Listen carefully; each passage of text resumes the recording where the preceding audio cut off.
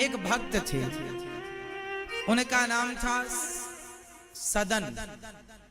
क्या नाम था? सदन कसाई। कसाई जोड़ा है मतलब वो उनके बाप दादे मार मार कर जीवों को मांस बेचते थे। तो बाप दादों का काम सदन को मिला, पर सदन मारते नहीं थे, बस मांस बाप दादों का काम था बेचना। उनके पास एक शालिग्राम भगवान थे, तो तराजू में मांस तौल कर देते ना। तो सदन बहुत बड़े भक्त थे, एक पलड़े पर वो बांट ना रखकर, किलोग्राम ना रखकर शालिग्राम भगवान को रखते और कहते कि हे भगवान 5 किलो का तौल तौल दो तो वो 5 किलो का हो जाए, आप 1 किलो का तौल तौलो तो शालिग्राम भगवान 1 किलो के हो जाए। उसी बांट से वो 10 किलो भी तौलते, 5 किलो भी, 200 ग्राम भी उसी से तौल कर देते। किसी भक्त ने वहां से गुजरते हुए देखा कि ये तो शालिग्राम भगवान है। तो एक आदमी ने सदन से कहा, अरे सदन, तुझे नरक जाना पड़ेगा, बड़ा पाप किया तूने, ये भगवान को तूने इससे मांस तौला। अच्छा, सदन बहुत प्यार करता था भगवान से, सही गलत का तो उसे ज्यादा ज्ञान था नहीं, सच्चा भोला भाला बाप दादाओं का काम था, तो उसी से उसका गुजारा होता था। तो वो अपना मांस बेचता था और मारता नहीं था किसी को, और भक्त बहुत बड़ा था। एक पंडित जी ने कहा कि ये तूने बड़ा अपराध किया, मुझे दे शालिग्राम भगवान, मैं पूजा करूंगा। पंडित जी को डर के मारे दे दिया। पंडित जी ले जाके बढ़िया दूध दही घी से नहवाए, पूजा पाठ करी, और रात को जब पंडित जी सोए तो शालिग्राम भगवान सपने में बोले, पंडित जी तुरंत वापस करके आओ। वहां बढ़िया वो हमें रोज तराजू में रख के झूला झुलाता था, रोज हम बढ़िया झूला झूलते थे, तुमने लाके बिठा दिया, तुरंत भेजो हमें वहां, हमें उस भक्त की याद आ रही है, झूला झुलाता था वो हमें रोज। अब पंडित जी बड़े परेशान भय, वाह प्रभु, आप खुद झूला झूलना चाहते हैं तो जाओ।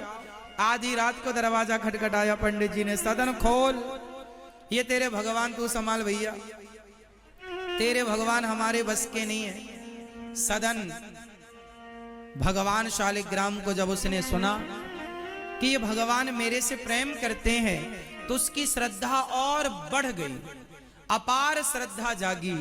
उसने अपने ये दारागार पुत्राप्तान प्राणान वित्तमिमं परम हित्वा माम शरणम याता कथम चांस्तक तुमुत्सहे।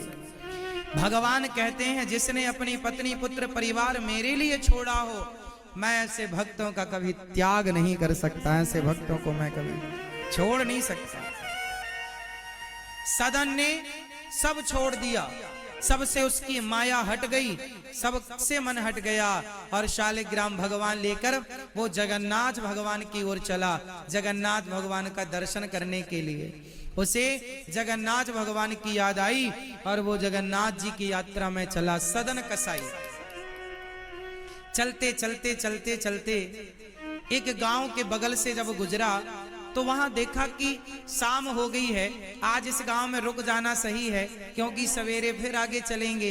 तो आज वहां पर एक छोटा सा घर था किसी का, उस घर के बगल में पेड़ था, उस पेड़ की छांव में अपनी आसन लगाई और गांव से कुछ भिक्षा मांग कर लाए, खा पी लिया और अपना लेट गए भगवान का चिंतन। सवेरे जगन्नाथ जी की यात्रा में आगे बढ़ेंगे। जिस घर के बगल में लेटे, उस घर में एक सुंदर सी महिला रहती थी। जब उसने निकलकर देखा सदन की तरफ, सदन बड़े सुंदर थे, तो उस महिला ने सदन को देखा तो वो सदन को देखकर मोहित हो गई और सदन की तरफ वो तिरछी निगाहें रखती और सदन को वो अपने वासना में फंसाना चाहती थी, क्योंकि वह स्त्री का चरित्र अच्छा नहीं था। वह सदन को देखती है और सदन के पास जाकर बोली, आप मेरे पति बनोगे, बड़े सुंदर हो। सदन बोले, मैं अपनी पत्नी पुत्र परिवार मैंने सब छोड़ दिया भगवान के लिए, यदि मुझे इसमें आसक्ति होती तो मैं अपनी पत्नी से मन ही क्यों हटाता। इसलिए देवी, तुम मेरी माँ हो, बहन हो, इस रूप में तुम अच्छी हो, तुम ये क्या कह रही हो। उस कन्या ने कहा, उस महिला ने, वैसे आप हो बड़े सुंदर, अच्छा ये भी बड़ी सुंदर थी, पर सदन के मन को ये विचलित ना कर पाई। सदन बोले, तुम्हारा पति है, देखो घर में, तुम अपने पति को छोड़कर पर पुरुष पर नजर रखोगी, पाप लगेगा। उस महिला को क्या लगा कि ये मेरे पति से डर रहा है, तो उसने तलवार निकाली और अपने पति का सिर काट दिया और कहा, देखो अब कोई बाधा नहीं है, मेरा पति मर गया, अब तुम और हम शादी कर लेते। पूरी रात बेचारी ने परेशान कर रखा सदन को। सदन बोले, रात है, जाएं कहां, जाएं तो पकड़ ले। अब सदन जी ने मना कर दिया, तुम्हें स्वीकार नहीं करेंगे, तो उसको लगा मेरा तो पति भी चला गया। इसने भी स्वीकार नहीं किया, ना मैं घर की रही ना मैं घाट की रही। उसने शोर मचाया, लोग आए, क्या हुआ? बोले, इसने मेरे पति को मार दिया। अब राजा के पास बात चली गई, सदन को बुलाया गया, आपने क्यों मारा इसके पति को? सदन ने कहा, महाराज मैं तो जगन्नाथ जी की यात्रा पर जा रहा हूं, मैंने नहीं मारा, इसने मेरे से कहा विवाह कर लो, मैंने मना किया तो इसने अपने पति को मार दिया। कहा अब कर लो विवाह, अब तो कोई बाधा नहीं है। उस महिला ने तो त्रिया चरित्र दिखाया और कहा, इसने ही मेरे पे गलत नजरें रखी और मैंने मना किया, मेरे पति ने विरोध किया तो इसने पति को मार दिया। राजा ने कहा, तुमने पति को मारा है, इसके तुम्हारे हाथ काट लिए जाएंगे। सदन के दोनों हाथ काट लिए गए। जगन्नाथ भगवान की तरह हो गए सदन। जैसे जगन्नाथ भगवान जी के आधे आधे हाथ हैं, ऐसे ही सदन के आधे आधे हाथ हो गए। सदन फिर भी उनकी भक्ति कम नहीं हुई, उनका प्रेम कम नहीं हुआ।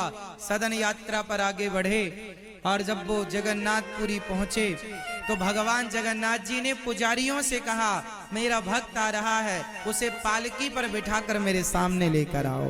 पुजारी जी गए, पालकी पर बिठाया और जब जगन्नाथ जी के सामने आए, हाथ जोड़ना चाहा पर हाथ तो थे नहीं, पर जब हाथ जोड़ना चाहा तो भगवान की कृपा से सदन के हाथ पहले की तरह उग आए, जस की तस हो गए। भगवत कृपा से उनके हाथ उन्हें वापस मिल गए। सदन ने भगवान जगन्नाथ जी से एक सवाल किया कि हे प्रभु, यदि ये हाथ देना ही था तो फिर हाथ कटवाए क्यों? अब यहां ये प्रश्न का उत्तर सुनिएगा, आपको अच्छा लगेगा। आपके बहुत सारे प्रश्नों का उत्तर मिलने जा रहा है, बहुत सारे प्रश्नों का हल आपको मिलेगा इस बात से। सदन ने भगवान जगन्नाथ जी से प्रश्न किया कि हे प्रभु, जब हाथ वापस करने थे आपको तो हाथ कटवाए क्यों? क्यों कटवाए हाथ? और बात सही भी है कि भगवान की मर्जी के बिना तो पत्ता नहीं हिलता। उस महिला ने जो उन पर आरोप लगाया वो तो गलत था, पर सदन को कष्ट तो हुआ, भाई किसी के हाथ कटेंगे तो कितना दर्द होगा। सदन ने कहा, प्रभु जब हाथ लौटाने थे तो कटवाए क्यों? तब जगन्नाथ जी ने कहा, बेटा सदन, ये जो तुम्हारा हाथ कटा, ये जो तुम्हें दंड मिला, ये तुम्हारे पिछले जन्म के पाप से मिला। पाप से? Now Black Honey brings more to the party. The Black Honey collection. More ways to love our viral lip sensation. Almost lipstick. Next. Gloss up those lips. Pop Plush lip gloss. Finally, an extra kiss of honey on. के पाप से मिला। पाप से? तो क्या मैंने आपकी इतनी भक्ति की, तो क्या आपकी इतनी भक्ति के कारण मेरे पाप कटे नहीं? भगवान ने कहा, बेटा कुछ पाप तो कट जाते पर कुछ पाप नहीं कटते। तुमने कुछ ऐसे पाप किए थे जो कट नहीं सकते थे, भोगना पड़ा, पर तुम्हें भोगना तो लंबा था, पर तुम्हारी भक्ति के कारण वो लंबी यात्रा जरा से दिनों में पूरी हो गई। ये कृपा ईश्वर की है। तो महाराज मैंने कौन सा पाप किया था ये भी बता दो। अब जगन्नाथ भगवान ने क्या बात बताई जरा सुनिएगा, और ये सवाल आपके जीवन में सारे प्रश्नों का उत्तर देगा जो आपके जीवन में भी उलझन होती है कि हमने तो पाप किया ही नहीं, पुण्य ही पुण्य किए, फिर भी हमारे जीवन में ये संकट क्यों। आप भी ये सवाल करते हैं, बहुत सारी उलझनें होती हैं। अब ध्यान से सुनो, भगवान जगन्नाथ जी ने कहा, सदन आप पिछले जन्म में एक संत थे, जंगल में बैठे आप समाधि लगाए, तभी जंगल में एक कसाई एक गाय को पकड़कर ले जा रहा था, तो गाय उस कसाई के हाथ से छूट गई और तुम्हारे सामने से गुजरी। तो कसाई ने तुमसे पूछ लिया कि क्या तुमने गाय को यहां से गुजरते हुए देखा है? तो तुमने कह दिया था अपने हाथों को उठाकर, हाँ हाँ गाय इस तरफ गई है। और वो कसाई ने तलवार ले रखी थी, तुम्हें पता था कि ये कसाई है, तुमने गाय का सही पता बता दिया। कसाई ने जाकर गाय को पकड़ लिया और गाय की गर्दन काट दी। तुम्हारे कारण एक गाय की हत्या हुई, तो तुम्हारे जीवन में वो हत्या लग गई। वो हत्या के कारण वही गाय इस जन्म में वो स्त्री बनकर आई जो तुम पर मोहित हो गई थी, और वो कसाई उसका पति बनकर आया। कसाई ने गाय का गला काटा, गाय की गर्दन उड़ाई, तो वही गाय इस जन्म में स्त्री बनी और वह कसाई उसका पति बना। तो उस स्त्री ने अपने पति की गर्दन उड़ा दी, तो उन लोगों का तो हिसाब किताब चुक गया। उसने उसकी गर्दन उड़ाई थी, तो इस जन्म में उस गाय ने स्त्री बनकर अपने पति की गर्दन उड़ा दी, तो उन लोगों का हिसाब किताब तो चुक गया।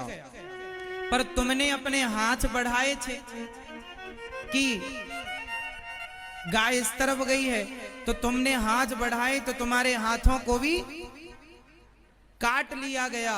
उस गाय ने स्त्री बनकर तुमने उस गाय की हत्या में हाथ उठाकर सहयोग दिया था, इसलिए उस स्त्री के कारण, मीन्स उस गाय के कारण तुम्हारे हाथ काटे गए। परंतु तुम मेरे परम भक्त थे, तुम्हें इस जन्म में तुम्हारे हाथ कट जाते और फिर सारी जिंदगी बिना हाथों के गुजारना पड़ता तो कैसे गुजरती। पर तुम्हारी भक्ति के बल पर तुम्हारे हाथ तो कटे पाप के कारण, पर तुम्हारी भक्ति, तुम्हारे पुण्य के कारण मैंने वो हाथ तुम्हें वापस कर दिए। तुम्हारे जीवन का बड़े से बड़ा दुख जरा से में टल गया।